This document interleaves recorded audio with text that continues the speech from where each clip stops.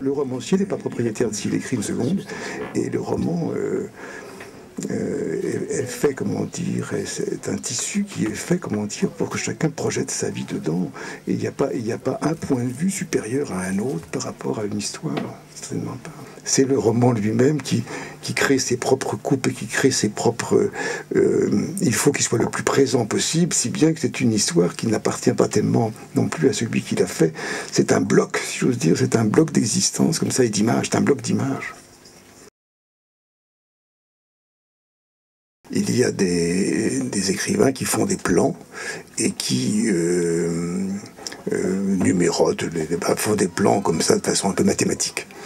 Et il y en a d'autres qui font avec des images. Moi, qui suis d'une famille de musiciens, je fais comme font les musiciens, je fais sur une ligne mélodique, je sature tout ce que mon intrigue va montrer, en saturant complètement ce que vous avez écrit sous forme d'une musique, vous laissez tomber tout ce qui ne va pas. Vous coupez dans votre texte pour ne conserver que ce qui résonne comme une musique elle-même résonne.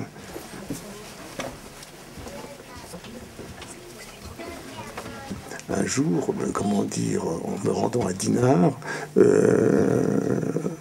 avec celle avec qui je vis, en passant le long des chemins de douaniers, etc., quand j'ai vu de loin Saint-Malo, de l'autre côté de la baie, et ça a été comme exactement l'impression que j'ai eue de la vue de Delft de Vermeer quand on découvre cette toile merveilleuse pour la première fois. J'ai découvert un Saint-Malo absolument sublime et qu'on peut contempler comme ça quand on vit du côté de Dinard, qu'on peut contempler autant de fois que le ciel se modifie, et c'est toujours d'une grâce et d'une beauté, d'une liquidité, parce que la Bretagne est quand même la lumière y est plus liquide. C'est un lieu merveilleux. C'est ça la première image, ouais. Je n'ai jamais vu une femme qui aimait plus marcher que ma voisine. Elle pouvait marcher 14, 15 heures, 15, 16 heures de suite sans s'arrêter. De plus, c'est une jeune femme qui sautait les repas sans problème. Elle devait avoir des mollets en acier. Elle était toujours levée avant moi, alors que je me lève à 5 heures.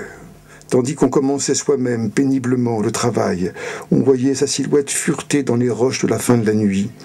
On la voyait se réchauffer au soleil dans les trous de granit qui avaient dû conserver la chaleur de la veille. Ou encore elle s'abritait du vent le dos contre le mur de la chapelle de Notre-Dame de la Clarté. Au début, j'imaginais qu'elle avait toujours un livre dans sa poche. Je la voyais bien au fond de moi s'asseoir sur un tronc d'arbre ou au creux d'une roche, lire des heures entières, fumer sa cigarette, repartir à l'aventure. Mais j'ai su que c'était complètement faux. Elle ne lisait rien du tout. Elle n'a pas emprunté un livre à la bibliothèque municipale de toute sa vie. Je connais bien Madame Restin, qui a la charge de la bibliothèque de près. Elle a été ma fiancée, elle ne l'a jamais vue. Madame Métuenne vivait sans travailler et sans lire. Elle marchait et vagabondait en silence, partout, tous les jours que Dieu fait. C'était une femme des tertres à la crinière jaune et blanche. J'admire beaucoup la perte d'identité. Moi qui essentiellement, d'ailleurs, j'ai quitté un peu la vie sociale à cause de ça, la vie sociale, des fonctions sociales, à cause de ça. Moi, j'aime perdre contact. J'aime, comment dire, lire un livre et oublier pendant tout le temps de la lecture de ce livre que je suis ici ou là, et ou de ne pas avoir à répondre de moi, de ne pas être responsable, quoi que ce soit, perdre contact. Et c'est une femme qui perd totalement contact. Et je crois qu'il faut un certain courage pour perdre contact. Vous avez vu la différence de couleur? Oui, là, ça a changé. Alors des fois, bon, d'abord il y a le changement de papier aussi, et puis après aussi quand les livres vieillissent doucement. Soit rose, je préfère quand c'est un peu jaune. Et puis, moi j'aime bien ce format-là aussi, c'est le format couronne, c'est joli. Le plaisir, c'est de s'absorber dans ce qu'on fait sans trop chercher à savoir ce qu'on fait. Je ne dis pas ça, je ne suis pas, comment dire, un chaman qui tombe en transe. Non, je n'ai aucune transe, mais j'aime bien être absorbé, ne pas avoir passé le temps et être absorbé par ce que je fais plutôt que d'être lucide sur ce que je fais.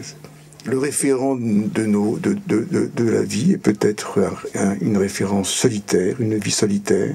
Nous commençons tous par naître dans le ventre, avant de naître, je veux dire, à vivre dans le ventre solitaire, il y a bien sûr des jumeaux, mais enfin bon.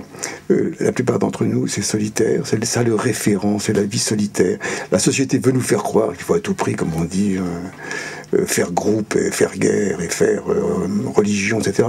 Je ne le crois pas. Le propre de ce que j'écris, en effet, c'est comment dire, la solitude comme référence, oui.